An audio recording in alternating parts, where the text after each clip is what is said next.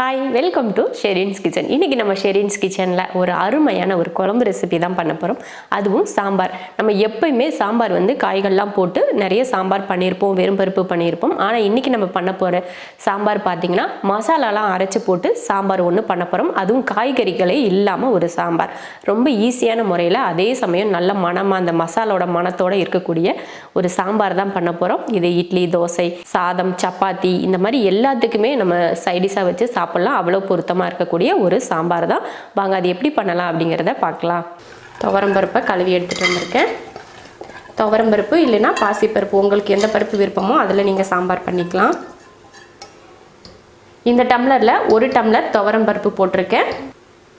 ஒரு 7 பூண்டு பல் சேர்த்துருக்கேன். ஒரு 10-15 போல் சின்ன வெங்காயம். நீங்கள் சின்ன வெங்காயத்துக்கு பதில் பெரிய வெங்காயம் கூட சேர்த்துக்கலாம். அப்புறம் 2 தக்காளி, அப்புறம் மஞ்சத்தூள். இப்போ தண்ணி சேர்த்துடலாம்.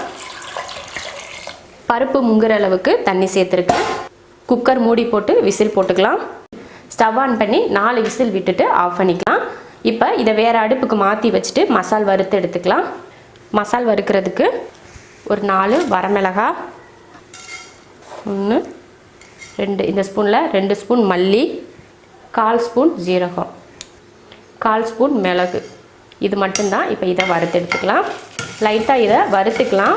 பச்சையாக கூட நம்ம வறுத்து எடுத்துக்கலாம். நல்லா அரைப்படாது அப்படிங்கிறதுக்காக தான் நம்ம வறுத்துக்கிறோம். எண்ணெயெல்லாம் ஊற்றி வறுக்க வேணாம், சும்மா வெறும் கடாயிலே நீங்கள் வறுத்துக்கலாம்.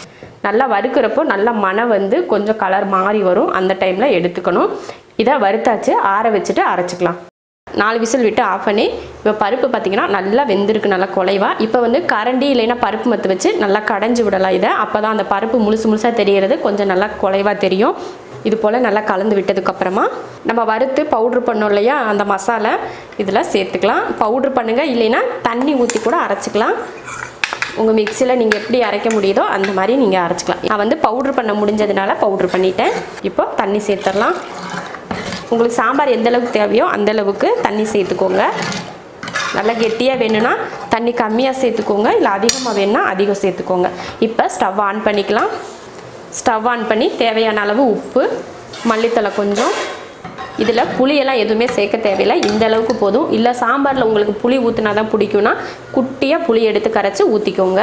இப்போ இது ஒரு 3 நிமிஷம் இல்லைன்னா 4 நிமிஷத்துக்கு நல்லா கொதித்து வேகட்டும். இப்போ நம்ம மசால் பொடி போட்டிருக்கோம் இல்லையா, அந்த மசால் வடை போகிறதுக்காக கொதித்து வேகட்டும். ஒரு 3 நிமிஷம் இல்லைன்னா 4 நிமிஷம் வரைக்கும். கொதிக்க வைக்கிறதுக்கு முன்னாடி கொஞ்சம் தண்ணியாக இருந்துச்சு, இப்போ கொஞ்சம் கெட்டியாயிருச்சு. அவ்வளோதான். இப்போ குழம்பை இறக்கிட்டு தாளிச்சிடலாம். இப்போ இறக்கி வச்சிடலாம். தாளிக்கிறதுக்கு ஒரு கடாய் வச்சு எண்ணெய் ஊற்றிடலாம். எண்ணெய் காஞ்சதுமே கடுகு, உளுந்து, கொஞ்சம் ஜீரகம், ஒரு வரமிளகாய், கொஞ்சம் கருவேப்பிலை, கொஞ்சம் பெருங்காயத்தூள்.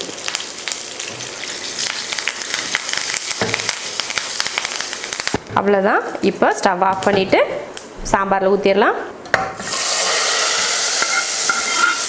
அவ்வளோதான், சாம்பார் தாளித்து ஊற்றியாச்சு.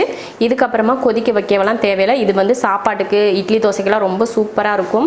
நம்ம எப்பயுமே சாம்பார் தூளெல்லாம் போட்டு சாம்பார் பண்ணுவோம் இல்லையா, அதுக்கு பதில் இது மாதிரி நம்ம சாம்பார் பவுடரை அரைச்சி இதில் சேர்த்துட்டோம்னா மனம் அவ்வளோ சூப்பராக இருக்கும். அதனால தான் இன்றைக்கி ஒரு நாள் நான் அரைச்சி ஊற்றி சாம்பார் பண்ணியிருக்கேன். நீங்களும் இது போல் சாம்பார் செஞ்சு பார்த்துட்டு பிடிச்சிருந்தா லைக் பண்ணிவிட்டு ஷேர் பண்ணிவிட்டு கமெண்ட் பண்ணுங்கள்.